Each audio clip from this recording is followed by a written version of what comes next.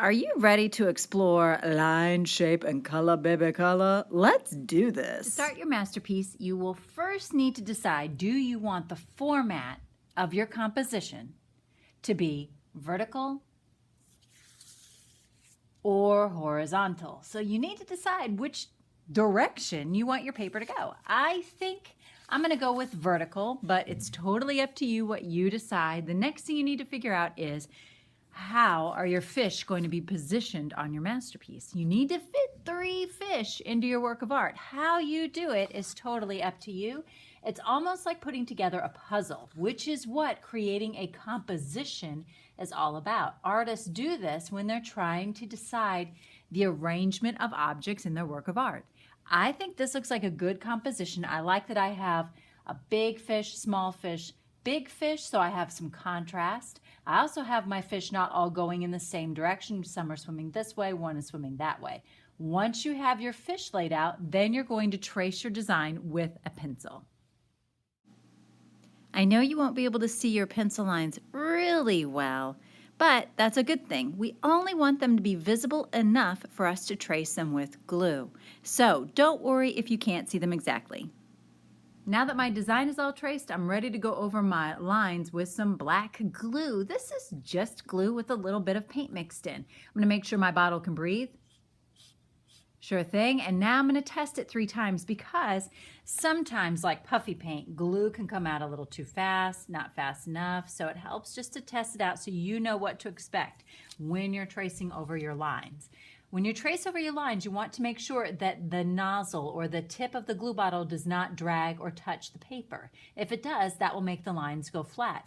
Our goal is to have lines that look 3-dimensional, that appear like they are raised or standing up. So notice I'm holding my glue bottle a little bit above my paper. I'm going at a medium speed. If I go too fast, then that doesn't give the glue enough time to come out. If I go too slow, I could have large blobs of glue form. And speaking of large blobs, you might end up with some spaces where the glue is a little thick or the glue is a little thin, just like how I've got.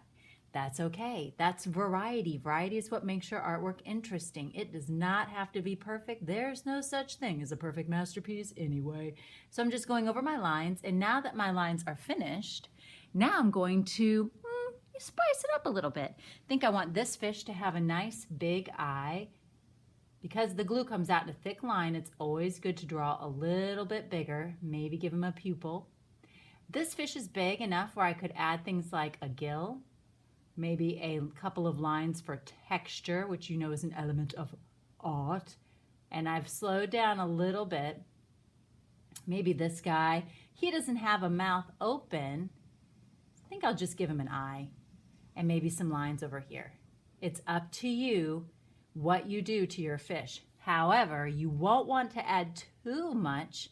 If you add too many different lines to your fish when it comes time to use the chalk, then you just might not have a lot of space to use the chalk. So be wise when you're drawing those lines and designs on there. Maybe this guy's going to have a little bit of a fin. You could even squeeze in the top fin for him. That looks pretty good. Now when you're finished and you have some details on your fish, you need to draw some lines in the background. This is called breaking up the background. So we're going to break up the background a little bit with just a couple of lines. When you're finished, this is going to be really drippy with glue. Do not pick it up and hold it vertically. Just leave it on your table. Now that my glue has dried, you can see that my lines are raised a little bit, and I'm going to fill in the shapes that I've created with chalk. Your chalk tray is divided into 2 parts. You've got a warm side and a cold side. We're going to use the warm side for your fish. We're going to use the cold side for the background. Let's work on the fish first. When you're using chalk, you'll definitely want to get a tissue because you don't want to have chalky fingerprints everywhere. So I'm just going to put this tissue down because I'm going to work on this fish first. When you're using chalk, you're going to pick a color that's warm. You can color a small section, but you don't have to color it completely. I'm going to use a different color. I like to color when I'm using chalk and different patches of my warm colors. So I'm creating different patches of color. If you have a little bit of chalk dust, don't blow it towards your neighbor. In fact, don't blow it at all. I'll show you what to do about that. Now that I've got some patches colored in, I'm going to take my finger and blend those colors in. So I'm taking one finger. Make sure it's nice and clean. If you need to get another tissue to clean your hands, you can. And what you want to do is rub in very small circles. You're not rubbing over the entire thing. You're rubbing in very small circles on one color. Clean your finger. Go to the next color. You can blend them a little bit, but we're not rubbing all over the entire thing. The reason we don't do that is we won't be able to see the beauty of each color if we blend them all in. They'll become muted. So I am just rubbing in small circles on those patches of color. If you do need to blow off the chalk dust, pick up your paper, turn away from your neighbor so the chalk dust does not get in their eyes, and then blow. So once again, I'm using patches of warm color on my fish, coloring in small parts or patches, and then I'll use my finger to blend it in. Okay, so I sped up the video a little bit, so I know it looks like I'm working at warp speed, but I'm actually working very slowly and carefully. Make sure you use that tissue so you don't get fingerprints everywhere, and you can use cold colors for your eyes. That'll give it some variety. Now that I'm all done with my fish, I'm going to blow all the extra dust off, making sure to turn away from my neighbor when I do so. Now I'm ready to work on the background. So you might want to wash your fingers because you don't want to blend any of those warm colors in with the cold colors. When these two colors mix, what will happen is the colors will become very muted. So I want my fish to stay nice and bright and warm. Notice I used cold colors on the eyes, and I want the background to be cold colors. So now I'm switching to using chalk in just this tray. And when I do so, I definitely don't want my fish to get cold colors on them. So I'm just going to put my tissue down whenever I need to hold my paper to keep it still. Once again, I'm using patches of color. You don't have to fill it all in. Switch to another color, overlap a little bit, and when I have those patches filled in one space or one section, then I'm going to go ahead and blend it in. I can use any of the cold colors. Now I've got my finger, clean it on my tissue, small circles. Try really hard when you get close to that fish not to let any of those cold colors get on your fish.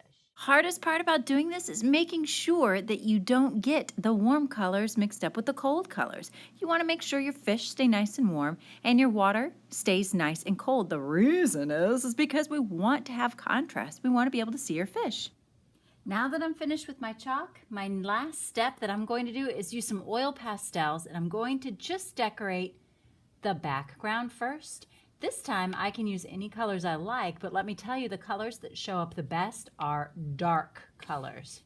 Dark blue, dark purple, dark brown, red, dark green are really going to show up. So I'm just going to work on adding some designs in the background. I'm going to stick with lines and dots. So maybe here, and notice I'm barely touching my paper. I can draw some horizontal lines. And I'm only touching this paper a little bit because I'm trying not to let the chalk smear. When you use your oil pastels, keep in mind the colors you're using. You'll want to use a contrasting color. Dark oil pastels will show up great on light areas, like that dark purple on the light green. So keep that in mind when you're drawing your lines or your designs. Make sure, look at how my fingers are just barely touching that paper. I'm trying really hard not to touch that chalk so it does not smear. Now's the time to be extra careful because your masterpiece is looking amazing. You can even add some details on your fish. I know whatever you decide to do, it will be your very best and it will be amazing. Because let's face it, we don't do anything other than awesome. Can't wait to see y'all's fish. Have fun, guys.